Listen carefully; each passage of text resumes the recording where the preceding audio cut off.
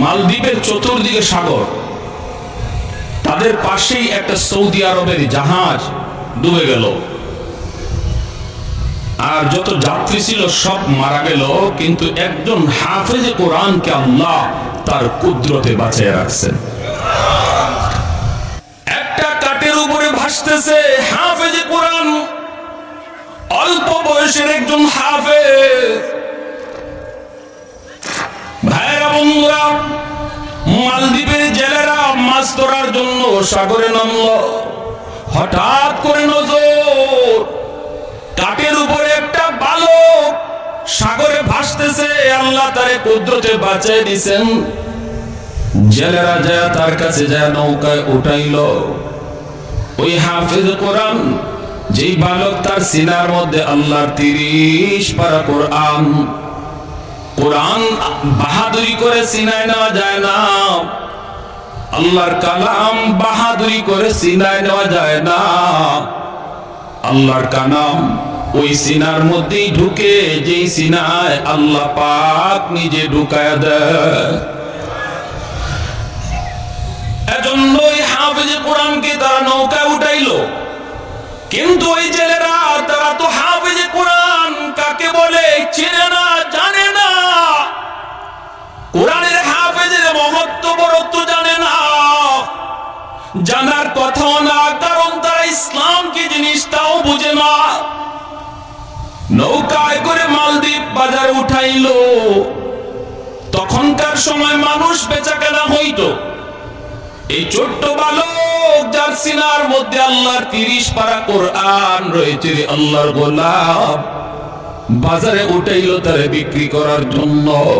অনেক কাস্টমার আসে তারে কেনার জন্য, কিন্তু এমন পয়সা চায়, এমন টাকা চায়, কেউ সাহস করে না তারে কেনার। কিন্তু এলাকার একজন হিন্দু মহিলা ছিল, বড় ধনী। ওই মহিলার সম্পদের কোনো অভাব নাই, কিন্তু একটা ছেলে সন্তানের বড় অভাব আছে, শুধু একটা মেয়ে সন্তান। ছেলে সন্তান তার নাই। মহিলা চিন্তা করলো, সম্পদ দিয়ে আমার কি হবে? কারণ আমি যদি বৃদ্ধ হয়ে যাই, আমাকে পালবে কে, খাওয়াবে কে? মেয়েটারে বিয়ে দিয়ে দেব, পরের বাড়িতে চলে যাবে। একটা ছেলের প্রয়োজন। খবর পেয়ে সে বাজারে গেল, যায় জেলেদেরকে বলল, টাকা যা লাগে তোমরা নিয়ে নাও, বিনিময়ে আমাকে, ছেলেটা আমাকে দিয়ে দাও, আমার সন্তান বানায় তারে আমি পালবো। হাফেজে কোরআন চলে আসলো হিন্দু মহিলার ঘরে। দিন যায় রাত যায়, মহিলাকে মা কয়া ডাকে, বোনটা তারে ভাইয়া কয়। দিন যাইতেছে আরামে, কোনো অসুবিধা নাই, ভালোই চলছে। এইদিকে হঠাৎ করে হাফেজে কোরআন দেখতে পেল মহিলা কান্দে। মা তুমি কেন কান্দো? মহিলা তখন ডাক দেয়া কই, বাবা আমি কেন কান্দি? এটা তোমার কাছে বলে কোনো সমাধান পাওয়া যাবে না রে বাবা। এরপরও তুমি বারবার যখন জিগাইতেছো, মা বলি, বাবারে শোনো, মালদ্বীপ শহরে প্রতি বৎসর নির্দিষ্ট তারিখে একটা সিডর হয়, জলোচ্ছ্বাস হয়। ওই সিডরে অসংখ্য অগণিত মানুষ মারা যায়। বাদশাহ জ্যোতিষীদেরকে বলল, গণিকদেরকে বলল, তোমরা গণনা করে বের করো, জ্যোতিষী বিদ্যা পড়ে বের করো, কেন প্রতি বৎসর নির্দিষ্ট তারিখে রাত যখন 12টা বাজে তখন কেন সিডর হয়, জলোচ্ছ্বাস হয়? কারণটা কি একটু গবেষণা করে বের করো। জ্যোতিষীরা জ্যোতিষী বিদ্যা পড়ে বের করলো, গণকরা গণনা করো, তারা জানায় দিল এটা একটা খবিস জিন্নাতের কারসাজি, এটা একটা দেও দানবের কারসাজি। যদি ওই দেও দানবের কাছ থেকে সিডর থেকে বাঁচতে হয়, তাহলে নির্দিষ্ট তারিখে সাগরের পারে যে রাম মন্দির, ওই রাম মন্দিরে সুন্দরী কুমারী একটা মেয়েকে রেখে দেওয়া লাগবে। আর ওই মেয়েটাকে ওই খবিস জিন্নাত দেও দানব তারা খেয়ে ফেলবে, হত্যা করে ফেলবে। এরপরে সিডর হবে না, ভুক দিলে পরে সিডর হবে না, ওরা কোনো ক্ষতিও করবে না। বাদশাহ জানায় দিল, আমার রাজ্যের সুন্দরী মেয়েদের তালিকা তৈরি করে দাও।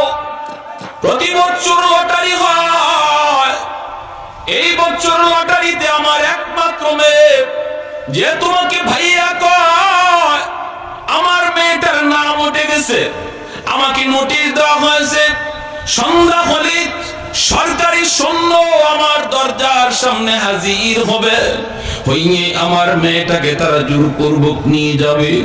বাবার জন্য কাঁদতেছি, বাবা বলো না আমি তো একজন মা, মা জানে সন্তানের দরদ। আজকে যেই মেয়েটারে এত আদর করে এত সোহাগ দিয়া নিজের হাতে বড় করলাম, চোখের সামনে মেয়েটা আজকে কোরবানি হবে, চোখের সামনে মেয়েটা আজকে মৃত্যুর ঘাটে যাবে, আমি মা কেমনে সেটা সই? এজন্য আমি কাঁদতেছি। হাফেজে কোরআন তখন কয়, মা গো টেনশন করো না মা, তুমি কোনো টেনশন করো না। যদি এটা খবিস জিন্নাতের কারসাজি হয়, দেও দানবের কারসাজি হয়, দেও দানবের চেয়েও পাওয়ারফুল শক্তি আল্লাহ আমার সিনার ভিতরে রেখে দিয়েছে। সমাধান দিব আমি, সমাধান দিব আমি, কোনো টেনশন নাই। আমার বোনের কোনো ক্ষতি করতে দেব না। মা তুমি ভয় পেও না, ভয় পেও না। মায় কই, বাবা তুমি কেমনে কি করবা?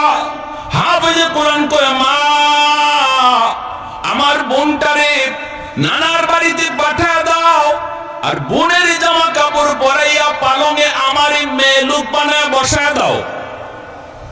আমার দাড়ি উঠে নাই, মুছ উঠে নাই, আমাকে দেখলে ওরা বুঝবে না আমি যে একটা ছেলে। মেয়ে লোকের পোশাক পরে যদি আমি বসা থাকি, আমাকে ওরা মেয়ে লোক মনে করে নিয়ে যাবে, নিয়ে যাক, তারপরে যা হয় আমি সেটা বুঝবো। মা তখন কান্দে, না রে বাবা না, বড় আশা করে তোমাকে এনেছি, না তোমাকে আমি হাতছাড়া করতে পারবো না। তুমি যদি চলে যাও, তোমার যদি কোনো ক্ষতি হয়, আমি মা কাকে নিয়ে স্বপ্ন দেখবো, কাকে নিয়ে আমি বাঁচবো? মা যেতে দেয় না, মা প্রস্তাবে রাজি হয় না। কিন্তু হাফেজ কোরআন কয়, মা গো কেন তুমি টেনশন করো গো মা, আমি কথা দিলাম আমার বিন্দু পরিমাণ কোনো ক্ষতি হবে না, হতে পারি না, কারণ আল্লাহর 30 পারা কোরআন আমার সিনায়। उल्फत में बराबर के वफा हो के जफा हो, उल्फत में बराबर के वफा हो के जफा हो, हर चीज में लज्जत है अगर दिल में मजा हो, हर चीज में लज्जत है अगर दिल में मजा हो, एक चश्म ज़दन गाफिल अज़ा शाख नबाशी, शायद के निगाहे को नदा गाह नबाशी, शायद की निगाहे को नदा गाह नबाशी, तो दिल में तो आता है समझ में नहीं आता, बस जान लिया मैं तेरी पहचान यही है, बस जान लिया मैं तेरी पहचान यही है। एक जोरे बोली अल्लाहु अकबर, मुसलमाনের আওয়াজে বলি আল্লাহু আকবার। ভাইরা বন্ধুরা, কোরআনের পাওয়ার আসেনি না নাই? আরেকটু জোরে কোরআনের শক্তি আসেনি না নাই? আল্লাহর কালামের পাওয়ার আসেনি না নাই? প্রমাণ হবে, প্রমাণ হবে। ভাইরা বন্ধুরা, মহিলা কান্দে কয়, না না বাবা, আমি তোমাকে হাতছাড়া করব না, তোমার যদি কোনো ক্ষতি হয়ে যায় আমি মা কাকে নিয়ে স্বপ্ন দেখব? না বাজান, আমি রাজি না। কিন্তু ছেলে বলতেছে, মা টেনশন করবা না, টেনশন করবা না, কোনো ক্ষতি আমার হবে না, বোনটারে নানার বাড়ি পাঠায় দাও, নানার বাড়িতে পাঠায় দাও। ভাইরা বন্ধুরা, নানার বাড়ি পাঠায় দিল। ছেলেটারে বোনের কাপড় পরাইয়া, মেয়ে লোকের কাপড় পরাইয়া পালঙে বসায় রাখলো। এইদিকে সন্ধ্যার টাইম, যেই মাত্র সরকারি ফৌজ দরজার সামনে এসে নক করেছি, এমনি মহিলা দরজা খুইলা দেখি সরকারি ফৌজ। মহিলা তো আল্লাহ চিনে না, কোরআন চিনে না, কোরআনের মহত্ব বড়ত্ব জানে না, ঠিক না? আল্লাহর কোরআনের সংস্পর্শে আর সোহবতে যারা আয় তারা কোরআনের পাওয়ার জানে, যারা কোরআনের কাছে আয় না তারা কোরআনের পাওয়ার জানে না, চিনেও না, ঠিক না? আল্লাহ কোরআনের পাশে যারা আয়, সংস্পর্শে আয়, সোহবতে আয়, তাদের মধ্যে কোরআনের আসর যায়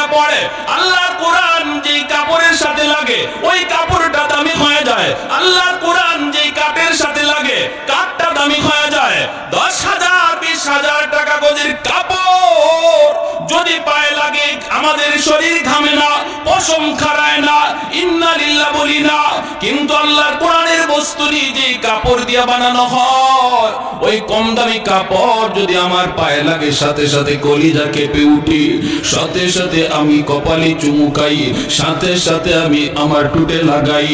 আমার ভাইরা বন্ধুরা, আল্লাহর কোরআনের পাশে যেই আসে সেই কোরআনের খাতির দামি হয়ে যায়। অতএব কোরআনের মধ্যে কি আছে না আছে যদি জানতে হয়, আলেমদের কাছে আসা লাগবে, মাদ্রাসায় আসা যাওয়া করা লাগবে, কোরআন পড়া লাগবে, কোরআন পড়নেওয়ালাদের কাছাকাছি আসা লাগবে, ঠিক কিনা? আলাইকুম বিমুজালাসাতিল উলামা ওয়া ইসতিমাই কালামিল হুকামা فإن الله تعالى يحيي القلب الميت بنور الحكمة كما يحيي الأرض الميتة بوابل المطر। এজন্যই নবী বলেন, উম্মতের দল, ফিতনার জমানায় যদি ঈমান বাঁচাতে চাও একা একা হাঁটবা না, নিজেরে তুমি বড় কিছু মনে কইরা না। যদি দৌলতে ঈমান ফিতনার জমানায় তোমার বাঁচাইতে হয়, আমি নবী ভবিষ্যৎবাণী করে গেলাম, আমার উম্মতের উলামায়ে কেরামের সাথে মিলেমিশে থাকবা। উলামায়ে কেরামের সাথে যাদের সম্পর্ক থাকবে, নবীর হাদিসের ভাষায় তার ঈমান হেফাজত থাকবে। আর যারা বলবে যে আলেম উলামা লাগবে না, আমি কি কম বুঝি? বাংলায় কোরআন বের হয়ে গেছে, তাফসীর বাংলায় বের হয়ে গেছে, এখন ইমাম সাহেব কেন লাগবে, মাদ্রাসা কেন লাগবে? বুঝবেন খুব কম দিনের ভিতরেই শয়তান তার দলে নিয়ে যাবে। ভাই, যদি আপনি আলেম উলামার সাথে সম্পর্ক রাখেন, ইমানের ডাকাত যে আপনার লেবাস পরে, ইসলামী লেবাস পরে আসছে আপনার ইমান ডাকাতি করার জন্য, আপনি তারে চিনবেন না। উলামায়ে কেরামের কাছে রাডার আছে, রাডার, ওই রাডার দিয়ে উলামায়ে কেরাম চিনবে সে ইসলামের বন্ধু নাকি দুশমন, সে চিনায় দিবে। যখনই আপনারে বলবে এভাবে হয় না, এভাবে করলে হয়, এভাবে নামাজ হয় না, এভাবে পড়লে নামাজ হয়, এভাবে জানাজা হয় না, এভাবে পড়লে জানাজা হয়, এভাবে জুম্মা হয় না, এভাবে পড়লে জুম্মা হয়, যত যা কিছু আপনারে বলবে, কখন বলবে? যখন দেখবে আপনি একা একা হাঁটেন, নিজেরও অনেক বড় পণ্ডিত মনে করেন, নিজে নিজেই কোরআন পড়েন, কোন আলেমের কাছে যান না, তখনই আপনাকে সেই কথাগুলা বলবে। আর যখনই দেখবে আপনার সম্পর্ক ইমাম সাহেবের সাথে, সম্পর্ক মাদ্রাসার সাথে, সম্পর্ক মুফতি মুহাদ্দিসের সাথে, তখন আপনার ধারে কাছেও আসবে না। এটাই আমার নবী বলে গেছেন, এই কথাটাই আল্লাহর নবী বলে গেছে।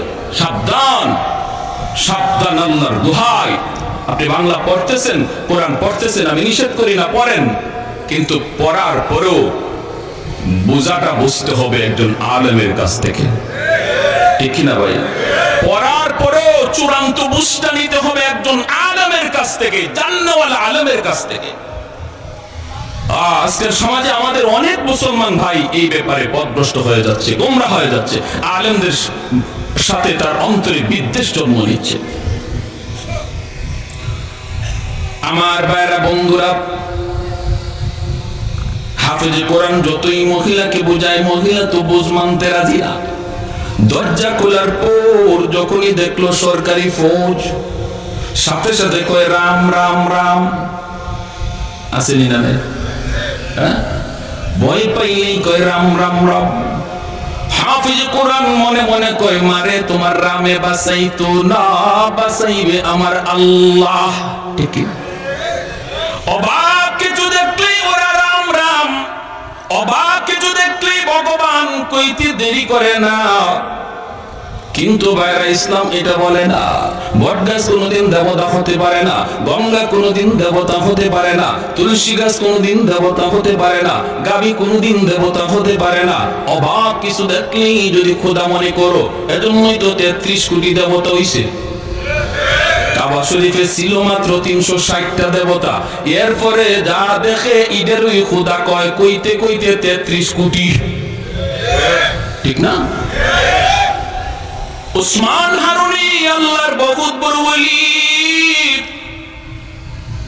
আল্লাহর বহুত বড় ওলি উসমান হারুনি, খাজা মঈনুদ্দিন চিশতি রহমাতুল্লাহি আলাইহির উস্তাদ।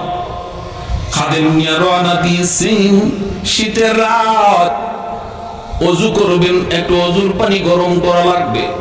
খাদেমকে বলতেছেন, বাবা দেখ তো কোথাও একটু আগুন পাওয়া যায় কিনা। খাদেম তালাশ করে করে পেয়ে গেল কিছু আগুন।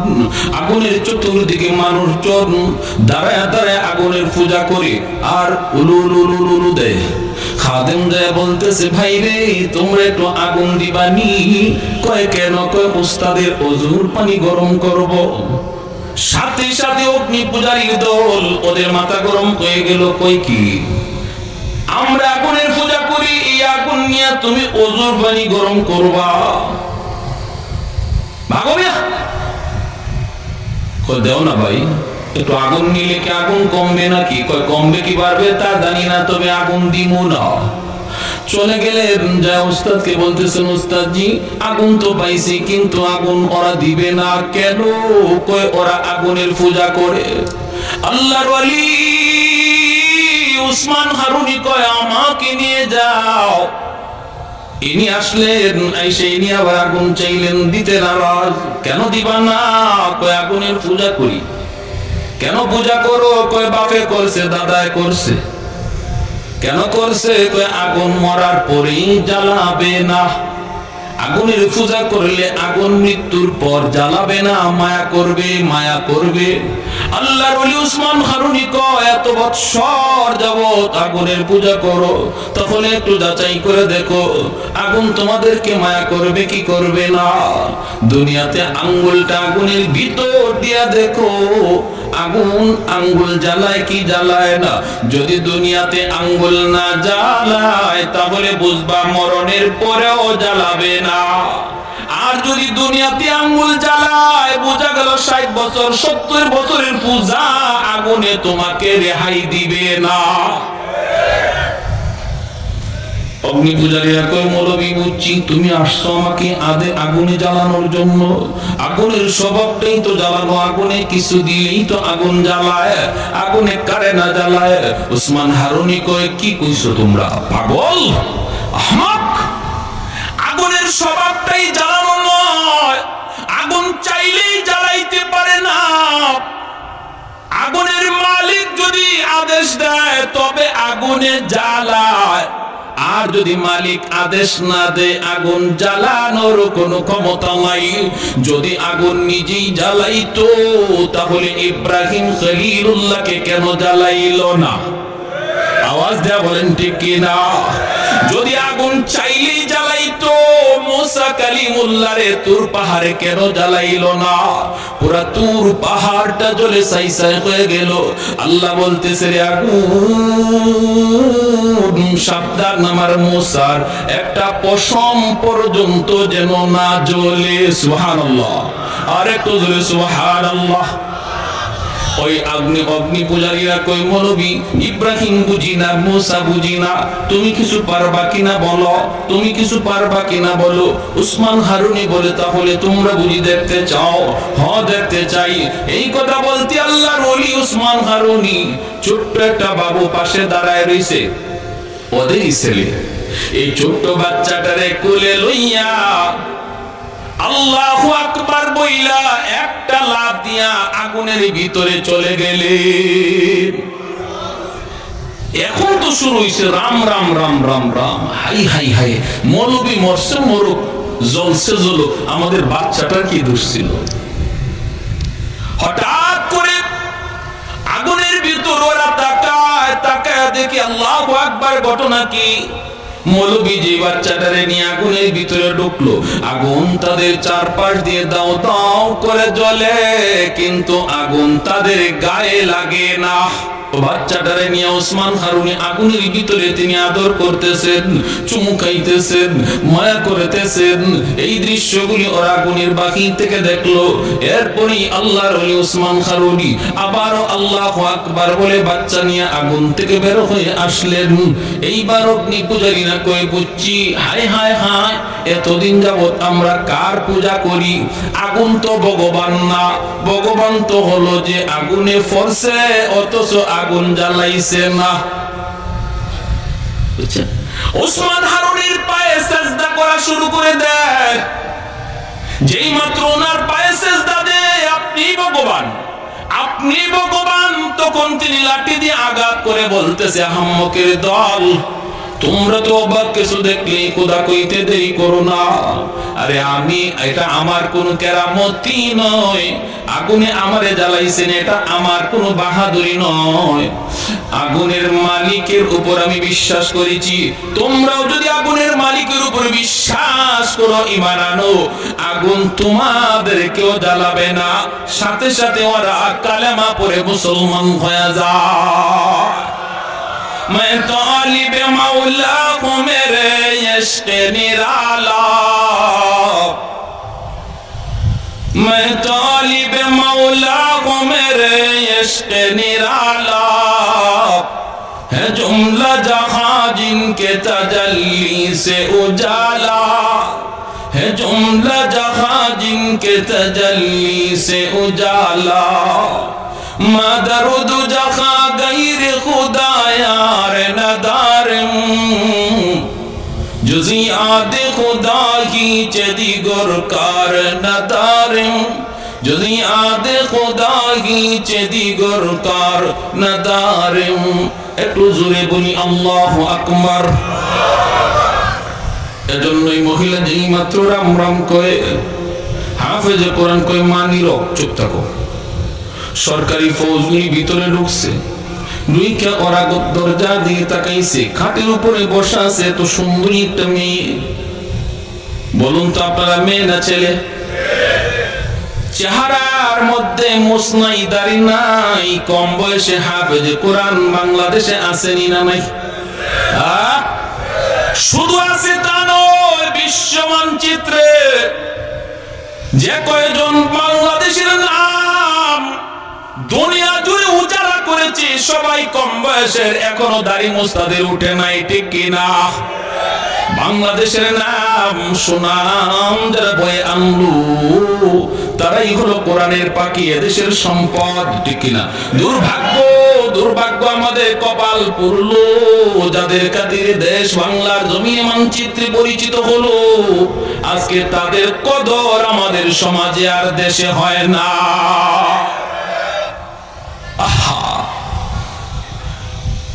ভাইরা আমার, ওরাই নিজেরাই কয়, হায় হায় এত সুন্দর মেয়ে, এত সুন্দর মেয়ে তো কোনোদিন দেখি নাই, হায় রে এত সুন্দর মেয়েটারে আজকে আমরা বলি দিব। সুন্দর তো হবেই, কারণ দেশ হলো নবীর দেশ, নবীর দেশে যার জন্ম, চেহারা তো সুন্দর হবেই। নিয়ে যাইতেছে, নিয়ে যাইতেছে, নিয়ে যাইতেছে হাফেজে কোরআন। ভাইরা বন্ধুরা, ওই যখন রাম মন্দিরে যায় রেখে দিল, মন্দিরে ঢোকার পরেই সে মেয়েরুকের পোশাক খুলে ফেলবো, লুকায় সে তার নিজের পোশাক নিয়ে নিল, যায় নামাজটাও নিয়ে নিল। মন্দিরে ঢুকেই হাফেজে কোরআন যায় নামাজ বিছাইয়া আল্লাহর কুদরতি কদমে সেজদায় পড়ে গেল। জানালা দিয়া তাকায়, রাত যখন 12টা বাজবে, সরকারের পক্ষ থেকে পাগলা ঘন্টা বাজানো হবে, সিগন্যাল দেওয়া হবে, সিডর হওয়ার সময় হয়ে গেছে, সবাই সতর্ক হয়ে যাও। যেই মাত্র 12টা বেজে গেল, হাফেজে কোরআন তাকায় দেখলো, ওই যে সাগর থেকে দেখা যায় বিশাল আকারে পানি উপরে উঠতেছে, পানির উপরে আবার আগুন দেখা যায়। সাথে সাথে সে আল্লাহর কোরআনের সূরা ইয়াসিন তিলাওয়াত শুরু করে দেয়। তিলাওয়াত শুরু করে আর কয়, মালিক আজকে প্রমাণ হবে, প্রমাণ হবে দেও দানবের পাওয়ার বেশি নাকি তোমার কোরআনের পাওয়ার বেশি।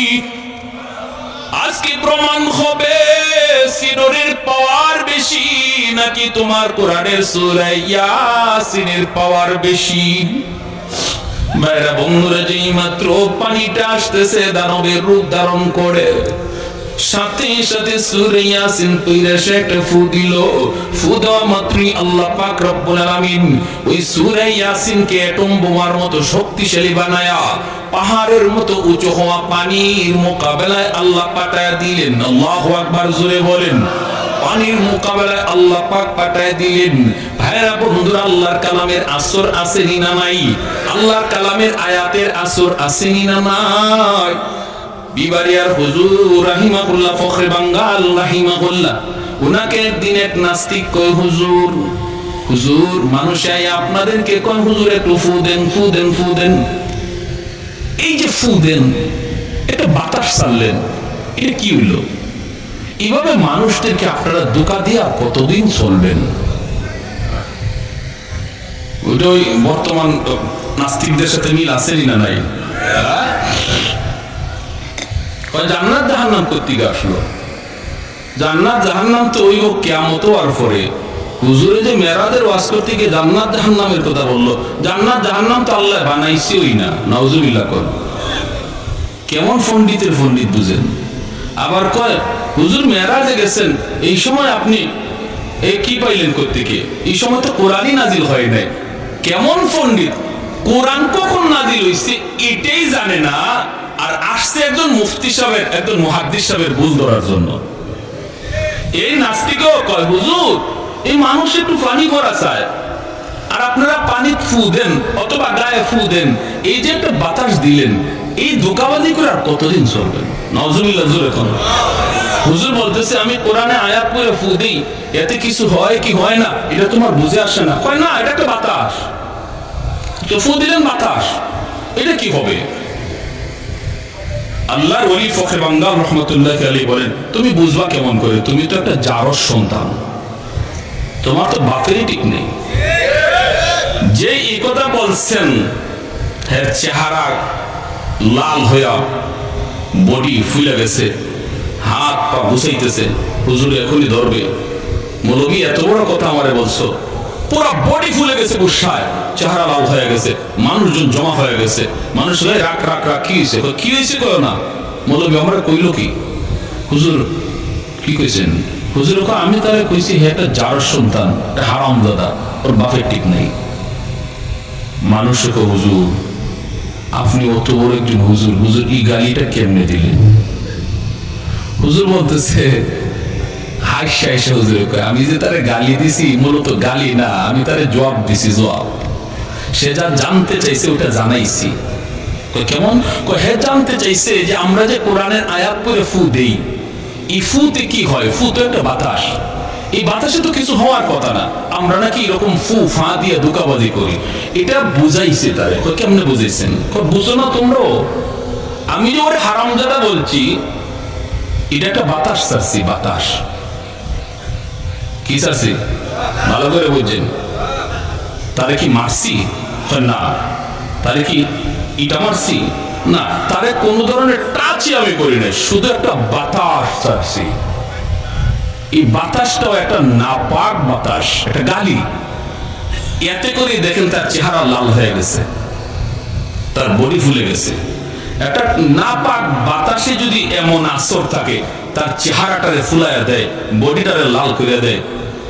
কোরআনের আয়াত পাক, কোরআনের আয়াত করে বাতাস দিলে যে আসর করে, এটা বুঝাইবার লাগে তারে গালিটা দিছি। বুঝে আসছে? আপনারা বুঝছেন না? নুরউদ্দিন ঘরপরি রহমতুল্লাহ আলাইহি সিলেটের, আমাদের সিলেটের বহুত বড় একজন আল্লাহর ওলি ছিলেন। হুজুরের শনি মঙ্গলবারে ফু দিতেন, পানি ফোড়া দিতেন, পানি ফোড়া। তো মানুষজন এরকম পানি নিয়ে যেত। তো হুজুর অনেক ব্যস্ত থাকতেন, এজন্য মাঝে মাঝে করতেন কি, মাদ্রাসার সামনে একটা পুকুর ছিল, হুজুরে ওই পুকুরের মধ্যে ফু দিয়া চলে যেতেন, আর মানুষকে বলতেন তোমরা পুকুর থেকে পানি নিয়ে দাও। তো হুজুর পুকুরে ফু দিয়ে চলে গেছেন, মানুষের পুকুর থেকে ওই বোতল ভরে ভরে পানি নিয়ে যাইতো, কাজ হয়ে যেত। এবার একদিন এক লোক আসছে হুজুরের, খুব মহব্বতের, খুব মহব্বতের, এরকম একটা কাচের জগ, এই কাচের জগ নিয়ে আসছে। অসুবিধা হইতেছে আপনাদের? এরকম কাচের জগ ভরা পানি নিয়ে আসছে। আয়েশা বলতেছে হযরত আমার একটু একটু পানি ফোড়া, হুজুর একটু ফু লাগবে। হুজুর বলতেছে কেন? আমি তো পুকুরে দিয়ে আসলাম, তুমি পুকুর থেকে নিয়ে যাও। হুজুর আমার কেমন কেমন, আমার এটাতে দিয়া দেন, এত বড় পুকুর, ফু দিছেন এক কোনায়, ওই জায়গায় ফু লাগে নাই না লাগছে এটাও জানি না, কোন ভাই ফু গেছে আর কোন ভাই গেছে না। আমি কই থেকে ফানি নিন, হুজুর আমার জবটার মধ্যে একটা ফু দিয়ে দেন। হুজুর বলতেছে, ও আমার ফু পুকুরের কোন দিকে গেছে আর কোন দিকে গেছে না এটা তোমার একে নিতেছে না, তোমার জগে ফু দিতাম। ঠিক আছে, জগ ধরো, কাছের জগ তুমি ধরো, আমি ফু দেই। কাছের জগটা এবার ধর, আমাদের উস্তাদরা পাশে দাঁড়ানো, সবাই দেখতেছে, এই কাছের জগটা সেইভাবে ধরে রাখছে, আর হুজুর একটা ফু দিছেন। ফুটা দেওয়ার সাথে সাথে কাছের জগ টাস টাস করে ভেঙে পড়ে গেছে। কিসের পানি?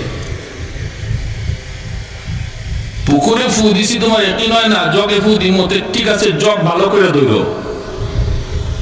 জগই নাই, জগ আছে, জগই নাই।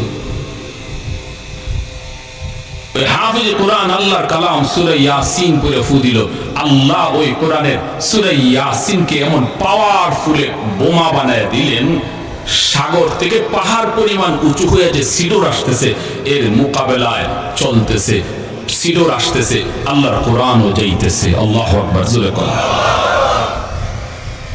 আমার ভাইয়েরা বন্ধুরা, সামনের দিকে যায়, মোকাবেলা হয়ে গেল আল্লাহর কোরআনের সাথে। মুহূর্তের ভিতরে সাগরের সিডোর, পাহাড় পরিমাণ উঁচু যে সিডোর ছিল, সাগরে আবার দেবে গেল। মুহূর্তের ভিতরে আল্লাহর কোরআন জয়ী হয়ে গেল, আর দেওদানবের কারসাজি পরাজিত হয়ে গেল। ভাইরা বন্ধুরা, সকালবেলা আসছে ওরা লাশ নেওয়ার জন্য, লাশ, কারণ প্রতিদিন প্রতি বৎসর সকালবেলা ওরা লাশ নিয়ে যায়। রাতে যদি সিডোর না হয় তাহলে মন্দির থেকে লাশ নিয়ে যায়। আসছে সরকারি ফৌজ লাশ নেওয়ার জন্য, আইসা দেখে লাশের কোনো বংশও নাই, বরং মন্দিরের ভিতরে একজন কোরআনের হাফেজ বসে বসে কোরআন তিলাওয়াত করতেছে। ইয়াসিন ওয়াল কুরআনিল হাকীম ইন্নাকা লামিনাল মুরসালিন। আল্লাহর কোরআন পড়তেছে, সরকারি ফৌজের আইসা কয়, কি রে বেটা তুমি এখানে কি করো? লাশ কোথায়? হাফেজ সাহেব কয়, লাশ কোথায় পাইবা? লাশ কোত্থেকে আসবে? কয় কেন? গতকাল যেই মেয়েটাকে আমরা রেখে গেলাম এই মেয়েটার লাশ নেওয়ার জন্য এসেছি। হাফেজ সাহেব কয়, মেয়ে তোমরা আনো নাই, আমারই তোমরা আনছ। ফৌজেরা কয়, কও কি তুমি? বলে, হ্যাঁ, আমাকে তোমরা নিয়ে আসছো, আমার বোনকে নানার বাড়ি পাঠায় দিছি। যারে তোমরা মনে করো মেয়ে, সে তো নানার বাড়িতে পিঠা খায়, আর আমি তো আমার বোনের জামা কাপড় পরে বসেছিলাম, আমাকে মেয়ে লোক মনে করে তোমরা নিয়ে আসছো। তাহলে সিডোর যে হলো না, তুমি যে মরলা না, ঘটনা কি? হাফেজ সাহেব কয়, তোমরা কি মনে করো গো? তোমরা তো আল্লাহকে চেনো না, আল্লাহর কালাম কত পাওয়ারফুল তাও জানো না। ওই যে সিডোর তোমরা দেখো, দেওদানবের পাওয়ার তোমরা দেখো, এর চেয়ে হাজার লক্ষ গুণ পাওয়ার আল্লাহ আমার সিনার ভিতরে জমা রাখছে। সিডোর সিডোরের মতো করে উঠছে।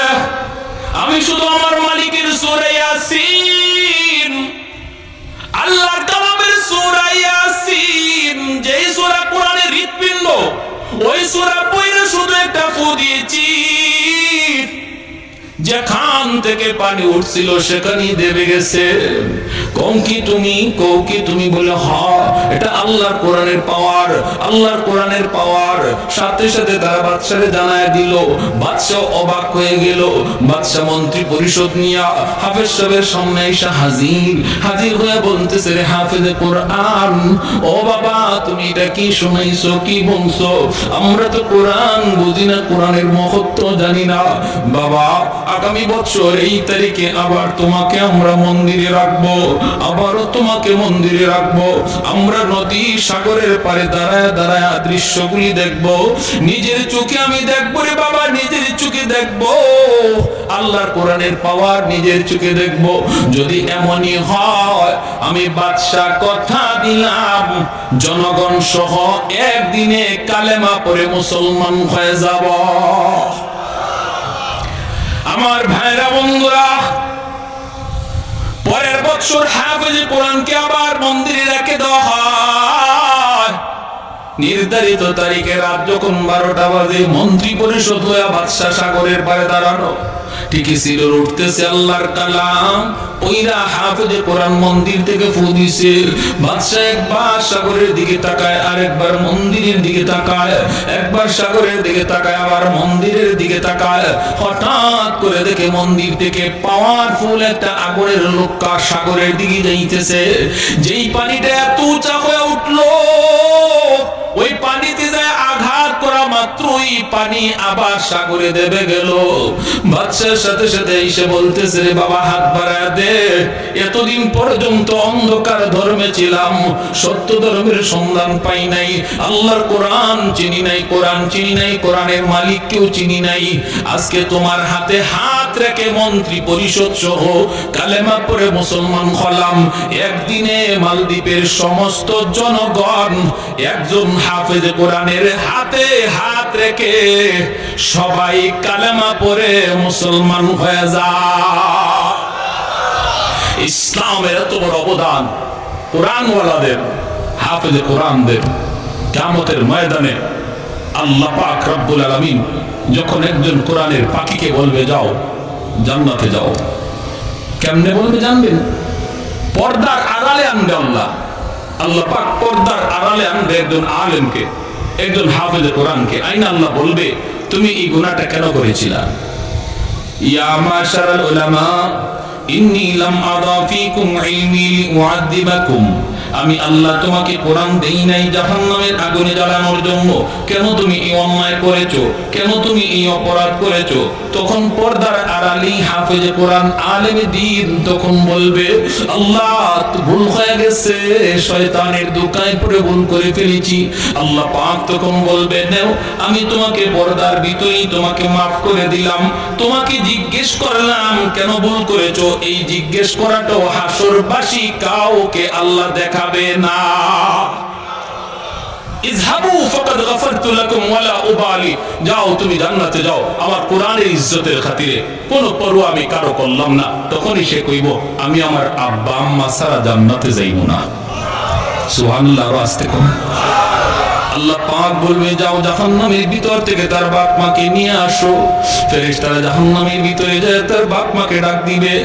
বাপ মা যখন উঠে আসবে তখন তার দাদা দাদি নানা নানি তার বাপ মাকে ধরবে, ধরে বলবে, বাবা রে তোমরা তোমাদের সন্তানের সুপারিশ আসছে আজকে জান্নাতে যাইতেছো, জাহান্নাম থেকে মুক্তি পেয়ে গেছো।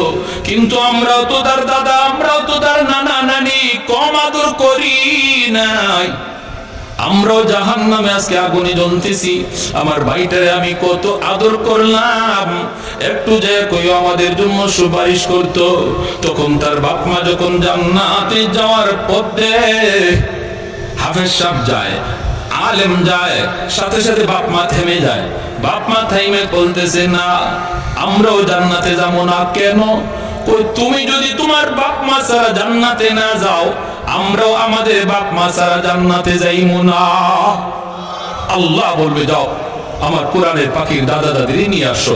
দাদা দাদিরে যখন তুলতে যাবে তখন ওই এলাকার, এই যে মাদ্রাসা আপনাদের, এই এলাকার মানুষজন ওই তার দাদা দাদিরে ধরবে।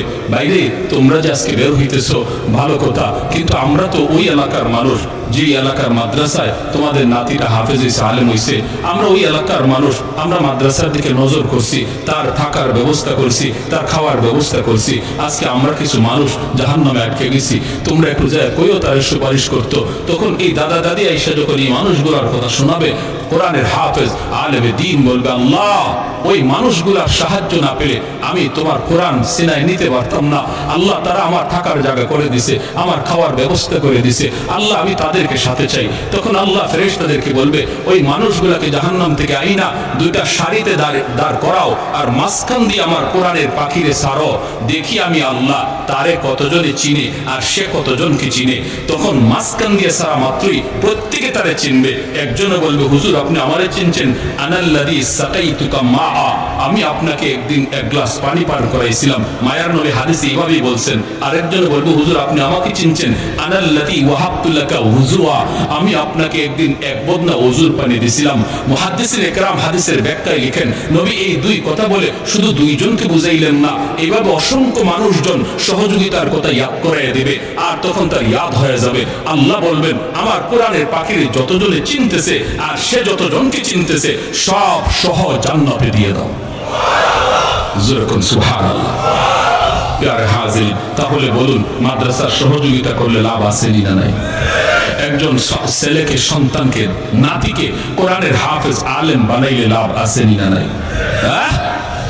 10 জন মার্কা মারা জাহান্নামীরে একজন হাফেজ সুপারিশ করে জান্নাতে নিয়ে যাবে। মা বাবা, দাদা দাদি, নানা নানি, শ্বশুর শাশুড়ি, আরেকজন হইল যেই বাড়ির সে খাইয়া হাফেজ সাহেব হইছে, অথবা যিনি তারে সারা বছর খাওয়ায় হাফেজে কোরআন বানাইছে, ওই বাড়ির লদিন মাস্টার নি। এই কথার আল্লামা কাশ্মীরি রহমতুল্লাহ তার কিতাবে হাদিসের ব্যাখ্যায় লিখছেন, অনেক মুহাদ্দিসিন ইকরাম লিখছেন যে মা বাবা, দাদা দাদি, নানা নানি, শ্বশুর শাশুড়ির সাথে ওই দুজন মানুষও যাবে যারা তারে হাফেজ বানাইছে খাওয়ায়া। প্যারে হাজিরিন, আল্লাহর জান্নাতে হাজারো কোটি মানুষও যদি আল্লাহ পাক জান্নাতে দিয়া দেয়, তবু আল্লাহর জান্নাতের কোনো কমতি হবে না। বরযাত্রী যেভাবে বরের সাথে ঢুকে, এইভাবে মানুষজন আলেমের সাথে জান্নাতে ঢুকবে। সুবহানাল্লাহ। এজন্য পিয়ারে হাজিরিন, লম্বা কোনো কথা না, আমরা অনেক কথা শুনছি শুরু থেকে নিয়ে। আপনাদের এই এলাকার মাদ্রাসা, এই মাদ্রাসা আপনাদের এলাকার জন্য রহমত, আপনাদের জন্য রহমত। মাদ্রাসার একজন ছাত্রকে খাওয়াবো বা মাদ্রাসার একজন উস্তাদকে খাওয়াবো, এটা মনে না করি যে আমি তারে খাওয়াইতেছি, বরং আল্লাহর কোরআন বলে তার উসিলায় আল্লাহ আপনারে খাওয়াইতেছে। মাদ্রাসার একজন ছাত্রের উসিলায় আল্লাহ আমারে খাওয়াইতেছে, আমি তারে খাওয়াইতেছি না। ওয়ানুনাজ্জিলু মিনাল কুরআন মা হুয়া শিফাউন ওয়া রাহমা ওয়া রাহমাতুল লিল মুমিনিন। কোরআন রহমত, মাদ্রাসা রহমত, হাফিজ কোরআন রহমত। যেই ঘরে একজন হাফেজ খায়, এই ঘরে রহমত নাজিল হয়। তার খাতিরে আল্লাহ সবাইকে খাওয়ায়। আর হাজিরিন, এজন্য ছোট ছোট বাচ্চাগুলিকে কদর করি। দেখতেছি আমরা ছোট্ট বাচ্চা, কিন্তু আল্লাহর নবী বলেছেন তার কদর কি পরিমাণ। আসমানের ফেরেশতারা দেখতেছে তার কদর কি পরিমাণ। আমি দেখতেছি ছোট বাচ্চা, এজন্য মাদ্রাসার ছোট বাচ্চাগুলিকে নাম ধরে না বলবো, মৌলভী সাহেব বলবো, মিয়া সাহেব বলবো, তারা একটা সুন্দর নাম ধরে ডাকবো। আর বাচ্চা মানুষ দোষ হবেই, ভুল হবেই, দুষ্টামি করবেই, কারণ শয়তান সবচেয়ে বেশি সময় দেয় একজন মাদ্রাসার ছাত্রের পিছনে, কারণ তার জীবনের সবচেয়ে বড় সফলতা, শয়তানি জীবনে সবচেয়ে বড় সফলতা যদি একজন মাদ্রাসার ছাত্ররে মাদ্রাসার লাইন থেকে আউট করতে পারে। কলেজের ছাত্রের পিছনে শয়তান এত সময় দিবে না, স্কুলের ছাত্রের পিছনে শয়তান এত সময় দিবে না যত সময় দিবে একজন মাদ্রাসার ছাত্রের পিছনে। এজন্য কিছু দুষ্টামি হবেই, কিছু দুষ্টামি করবেই, এগুলো আমরা মায়ার নজরে দেখব, ঠিক কিনা? যদি কোনো দৃষ্টিকটুর কোনো বিষয় আমরা দেখি যার দ্বারা মাদ্রাসার বদনাম হতে পারে, তখন সেটা চায়ের দোকানের সমালোচনা না করে আমরা মাদ্রাসায় এসে যেটা সমাধান হয় এভাবে আমরা বিষয়টা আলোচনা করব। আমি যদি চার দোকানে মাদ্রাসার বদনাম করি আর আমার বদনাম শুনে একজন মানুষ যদি তার ছেলেকে মাদ্রাসায় ভর্তি করা থেকে বিরত হয়ে যায়, যে মাদ্রাসায় যদি এমনই হয়, পুরারে নিয়ত করছিলাম মাদ্রাসায় পড়াবো আর পড়াবো না, আপনার কথার কারণে যদি একজন বাবা তার সন্তানকে মাদ্রাসায় দেওয়া থেকে ফিরাইয়া নিয়ে আনে, কিয়ামতের ময়দানে আল্লাহর দরবারে আপনার মতো এত বড় আসামি আর কেউ হবে না, এত বড় আসামি আর কেউ হবে না। এজন্য মাদ্রাসার মহব্বত দিলের ভিতরে তারই আছে যে ছাত্রদেরকে মহব্বত করে, উস্তাদদেরকে ভালোবাসে, মাদ্রাসার প্রতিটা ইটকে ভালোবাসে। যদি কোনো দোষ দেখে সেটা সমাজের মানুষের কাছে সেটা সমালোচনা না করে, অফিসে এসে উস্তাদের কানে কানে সেটাকে শুধরানোর নিয়তে বলে দেয়, বোঝা গেল তার দিলের ভিতরে সত্যিকার অর্থেই মাদ্রাসার মহব্বত রয়েছে। আল্লাহ আমাদের সবাইকে এই বিষয়গুলো বুঝার এবং মানার তৌফিক আল্লাহ সবাইকে দান করুন। পরিশেষে এই মাদ্রাসাকে আল্লাহ কবুল করুন, মাদ্রাসার ছাত্র উস্তাদ সবাইকে আল্লাহ কবুল করুন, মাদ্রাসার কমিটি সহ যারা মাদ্রাসার সহযোগিতা এলাকাবাসী সবাইকে আল্লাহ মাদ্রাসার খাতিরে কবুল করুন। সবাই বলি আমিন। ওয়া আখির দাওয়ানা আনিল হামদুলিল্লাহি রাব্বিল আলামিন। আল্লাহুম্মা وترحمنا لنكونن من الخاسرين رب ارحمهما كما ربياني صغيرا رب ارحمهما كما ربيانا صغيرا রব্বুল আলামিন কুদরতি নজরে মায়ার নজরে একটু তাকায় দেখো গো আল্লাহ, তোমার কতিপয় বান্দারা বসে বসে গভীর রাত পর্যন্ত কোরআনের কথা, আয় আল্লাহ তোমার নবীর কথা, তোমার নবীর নাইবে রাসূলদের কথা শুনতেছে। আমলখানা যদি পছন্দনীয় হয় এর উসিলায় আমাদের জীবনের সব গুনাহ খাতাগুলি মাফ করিয়া দাও। আল্লাহ যারা হাত বাড়াইছি মালিক, জানি না কার জানি আদরের মা দুনিয়ায় নাই, কার জানি আদরের বাবা দুনিয়ায় নাই। ও মালিক, যার মা নাই সে জানে মা কত বড় নিয়ামত। যাদের মা আছে ঘরে গিয়া আম্মা কইয়া ডাক দেয়, আমার মতো যার মা নাই মাসকে মাস বছরকে বছর চলে যায় মা কইয়া ডাক দিতে পারি না। আই মাওলাই কারীম, এখনো সন্তান যখন বাড়িতে আসার খবর দেয় দুঃখিনী মা সারা রাত দরজার পাশে দাঁড়ায় দাঁড়ায় সন্তানের অপেক্ষা করে, যতক্ষণ পর্যন্ত সন্তান ঘরে না আসে মা ঘুমায় না। এমনও মা যারা আমরা হারাইছি গো আল্লাহ, মেহেরবানি করে সন্তানের হাতের দিকে তাকাইয়া মার কবরখানাকে জান্নাতের বাগান বানায় দাও। হে আল্লাহ, আদরের বাবা, যে বাবা বাড়ি বানায় দিয়া গেল, মাথার উপরে লাইট জ্বলে ফ্যান ঘুরে, বাবা যেই করে শুয়ে আছে আলো নাই বাতাস নাই। আল্লাহ মা বাবার কবরে জান্নাতি বিছানা বিছায়া দিও, মা বাবার কবরে জান্নাতি আলো বাতাসের ব্যবস্থা করে দিও। এই মাদ্রাসার ডাইনে বামে সামনে পিছনে যত মুর্দে গান কবর দেশে শায়িত, আল্লাহ প্রত্যেকের কবরকে মাদ্রাসার খাতিরে তুমি জান্নাতের টুকরা বানায় দিও। আয় মাওলাই কারীম, আদরের দাদা দাদি নানা নানি শ্বশুর শাশুড়ি বিবি বাচ্চা ভাই বোন, আল্লাহ প্রত্যেকের কবরকে জান্নাতের বাগান বানায় দিও।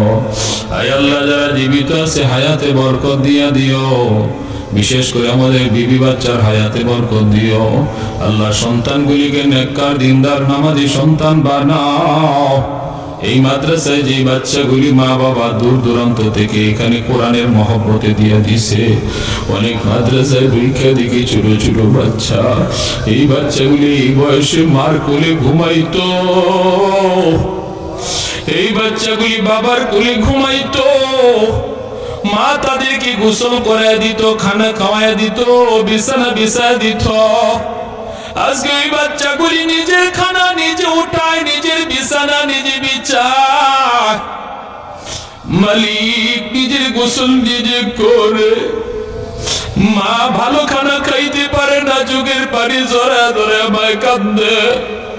বাবা ভালো খানা খাইতে বসলে খাইতে পারে না, চোখের পানির ফোঁটা পড়ে। আমার বাচ্চাটা জানি মাদ্রাসায় কি খাইতেছে, কেমনে ঘুমাইতেছে। ও মালিক, যেই সকল বাপ মা দিনের জন্য এত বড় কুরবানি করছে গো আল্লাহ, তাদের সন্তানগুলিকে তুমি কোরআনের হাফেজ বানাও, তাদের সন্তানগুলিকে তুমি হাফেজ কোরআন বানাও, আলেমে দ্বীন বানাও। আয় আল্লাহ, বাপ মার মনের আশা পূরণ করে দাও। আয় আল্লাহ, এলাকার ঘরে ঘরে তুমি কোরআনের হাফেজ কবুল করে নাও। আয় আল্লাহ, ঘরে ঘরে কোরআনের হাফেজ কবুল করে নাও।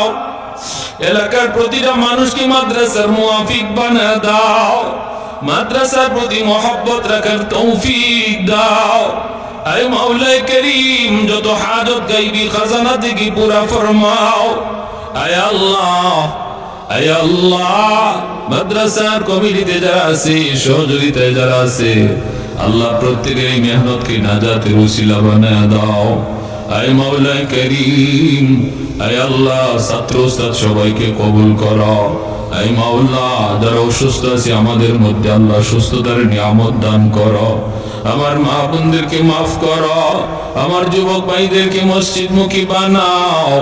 আল্লাহ জমানার ফিতনা ফাসাদ থেকে মুসলিম যুব সমাজকে হেফাজত করো। আয় মাওলা কারীম আমাদের দেশের উপরে রহম করো। আয় আল্লাহ সব ধরনের ষড়যন্ত্র থেকে